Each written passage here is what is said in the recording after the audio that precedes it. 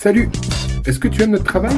Si c'est le cas, n'hésite pas à nous laisser des tips ou un don directement depuis le site www.ktbradio.org. On compte sur toi. Merci beaucoup et bonne écoute. KTB Radio, la radio du peuple.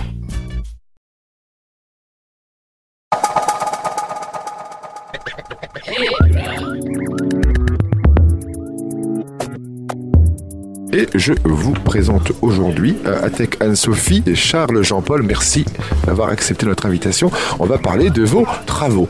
Alors, on commence par qui? Parce que est-ce qu'il y a un jeu, un lien entre vos...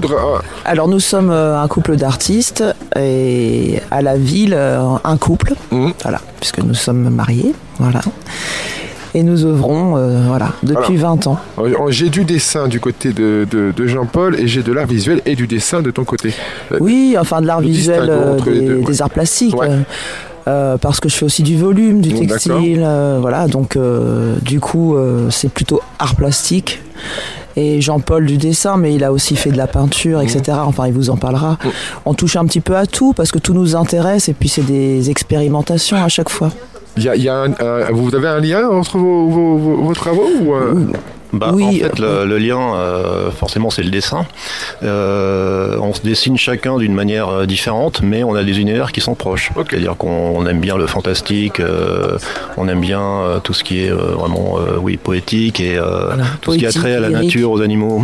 Fantastique, fantasmagorique, science-fiction, fiction, enfin tout ce qui n'est pas du réel. Là, vous créez des univers, du coup. On crée des univers, voilà, c'est ça, ce sont des univers. Autour de scénarios ou alors vraiment d'inspiration directe Alors ça pourrait être, on pourrait faire dans la narration, mais moi par exemple j'ai commencé par faire de la bande dessinée, mais finalement je préférais l'image seule au récit. D'accord. Donc et je trouve que chaque image raconte de toute façon une histoire si elle est assez forte.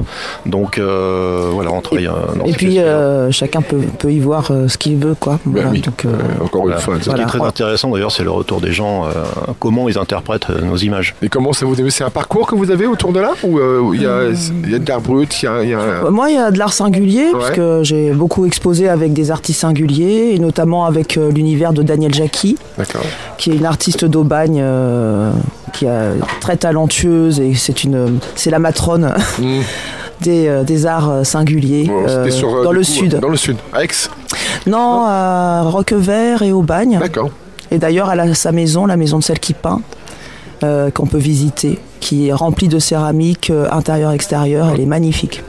Ouais, et elle a son colossal art brut qui est en Suisse. D'accord, ok. Ouais. Donc, c'était vraiment pas un mécène, mais enfin quelqu'un qui guide les artistes, enfin les jeunes artistes pour les expositions. Donc, du coup, elle a fait exposer beaucoup d'artistes de la région PACA. Voilà, et du coup je me suis retrouvée dedans, mais enfin j'aime pas tellement non plus me cataloguer en fait, parce que je rentre partout en fait. Je suis une artiste contemporaine, mais contemporaine parce que je suis vivante et que je suis là, quoi. Mais évidemment dans les cercles un petit peu plus élitistes de l'art contemporain, pour l'instant on n'y a pas accès. D'accord. Voilà. Oui, nous sommes des artistes en devenir. Voilà. Mais avec un artiste tout court. Le devenir de l'image qui en dépend, c'est le...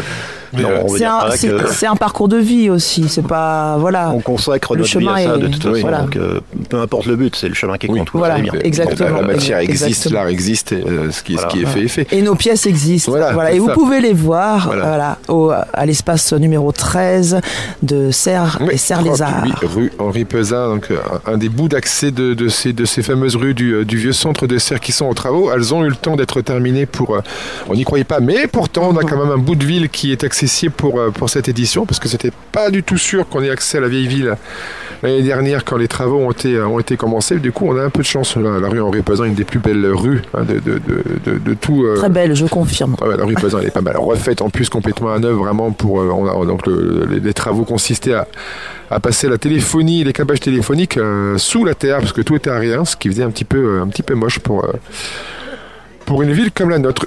Je rebondis sur toi, BDiste du coup. Oui, en fait, c'était ma vocation première. Ouais. Donc j'ai commencé, quand j'étais gamin, à faire des fanzines avec des copains, tout ça. On voulait faire vraiment de la bande dessinée. Après, bon, j'ai fait une école d'art, j'ai commencé les arts décoratifs à Paris, et donc je me suis éloigné de ça, tout simplement, comme je vous ai dit, parce que je me rendais compte que, bon, déjà j'étais un peu à l'étroit dans les cases pour dessiner, et puis le narratif m'intéressait moins finalement, parce que la bande dessinée est un genre littéraire, plus qu'un genre visuel. Le visuel est très important, mais c'est quand même, on raconte un récit.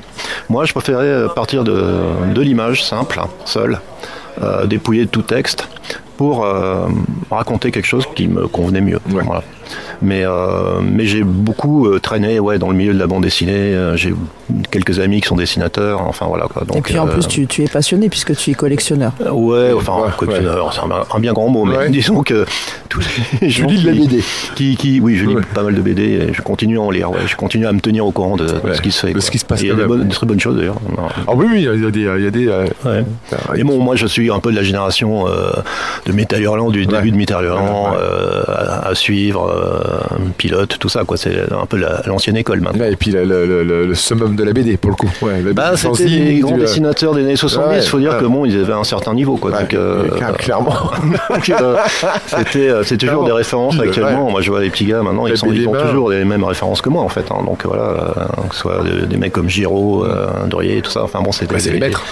Oui, c'était des maîtres. Travail à la main, à la plume, à l'encre, voilà.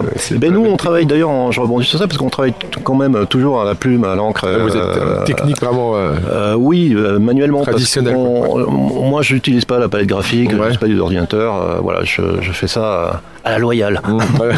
Pour de vrai. Moi, c'est le stylo, alors pour le terme technique, le stylo tubulaire rechargeable, c'est-à-dire... comme les Rotring en vérité, mais bon, Rotring c'est une marque, mais alors je sais pas.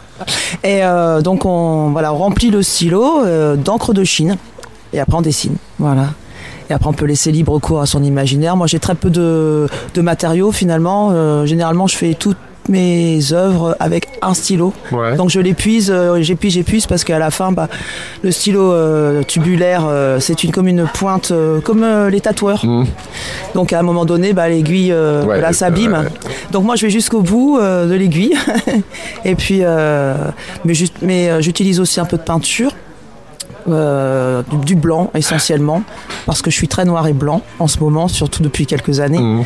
Et voilà, donc des moyens simples, des médiums simples. Et puis aussi, comme je fais du volume, je fais de la récup. Et donc on en a bien besoin par les temps qui courent de pas gâcher, pas jeter. Donc je fais des textiles avec des habits de mon mari, de ma fille et de moi. Donc voilà, je construis des lapins géants. Et puis aussi je fais des petites sculptures, des statuettes avec du carton, du papier mâché. Voilà, recouverte de peinture acrylique, et puis après je dessine dessus, et c'est un vrai plaisir. T'es passé à la forme comme ça t'est inspiré aussi Non, j'ai toujours eu envie de faire du volume. J'aurais bien aimé faire de la terre, mais c'était compliqué, un peu compliqué, et puis le papier c'est vraiment ce qui me touche. Je fais que du papier en vérité, donc même les quelques toiles que je fais, en fait c'est du papier tendu sur châssis. D'accord. Donc la toile je l'utilise très très peu. Donc le papier c'est vraiment dans mon environnement, en plus j'aime écrire, j'aime les carnets, j'aime le papier, j'aime la matière, cette matière-là. Le papier mâché, c'est travailler cette matière et puis la récupérer, des vieux prospectus, on ne gâche rien. Et donc on essaye de faire avec de l'ordinaire, de l'extraordinaire, comme une phrase bien connue, qui est toujours d'actualité. Voilà. Là, le travail que vous exposez, du coup, vous avez créé une ligne particulière pour cette édition ou vous représentez un petit peu un ensemble d'années pas véritablement. Disons comme on est un couple, on travaille, on regarde tous les jours le travail de l'autre. Oui, donc vous êtes inspiré peut-être. Mais il y a toujours pas des inspirations, mais des complémentarités, on va dire. Quoi. Des connexions. Donc, et quand on expose, on sait à peu près quelles choses vont bien avec tel autre. Donc on compose de quand même une expo et réfléchit toujours. C'est de manière à créer un univers et en même temps, assez limpide pour les gens d'ailleurs qui parfois nous disent tiens alors qui fait quoi oui. Puisqu'on est un petit peu dans les mêmes le même matériau, le même univers, le même. Ils arrivent à vous confondre, c'est hyper intéressant.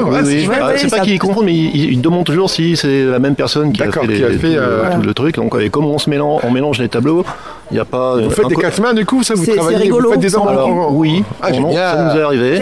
Quelques fois, voilà, on a fait quelques dessins ensemble. Voilà. On va poursuivre d'ailleurs, peut-être pourquoi pas une exposition justement à 4 mains. C'est intéressant aussi. C'est comment on prend des croquis comme ça, puis il y a un qui commence une tête, l'autre qui rajoute des bras, etc. Enfin bon, on s'amuse quoi. Ouais, ça, c'est trop bien. L'amusement, c'est un délassement. Faut que l'art reste un amusement aussi, un plaisir pour celui qui le fait, parce que c'est quand même l'art, c'est égoïste dans un premier temps. Donc faut quand même y prendre beaucoup de plaisir. C'est dans nos cœurs avant de donner aux autres. Pour pouvoir le transmettre exactement aux autres. Donc nous on en prend beaucoup de plaisir. Ouais. Tout à fait. Vous pouvez donc découvrir les œuvres de Jean-Paul et d'Anne-Sophie donc au 38 rue Henri Peuzin, la maison du Ferblantier. Vous êtes là encore toute la journée avec nous. Voilà, toute la journée. Donc on peut aussi, si vous le souhaitez, venir discuter avec eux directement. Si vous les croisez à la buvette, à l'écomusée de Serres, on vous attend. On va continuer, nous, la rencontre de nos artistes. Merci à nouveau. Merci beaucoup. Merci beaucoup. Merci pour l'accueil et merci à Serres les Arts, toute l'équipe. Ouais. Grand merci. Vous pourrez retrouver ce podcast directement sur le site de KTB Radio, son application, et bientôt sur le site de Serres les Arts. On met un peu de musique et on revient tout à l'heure.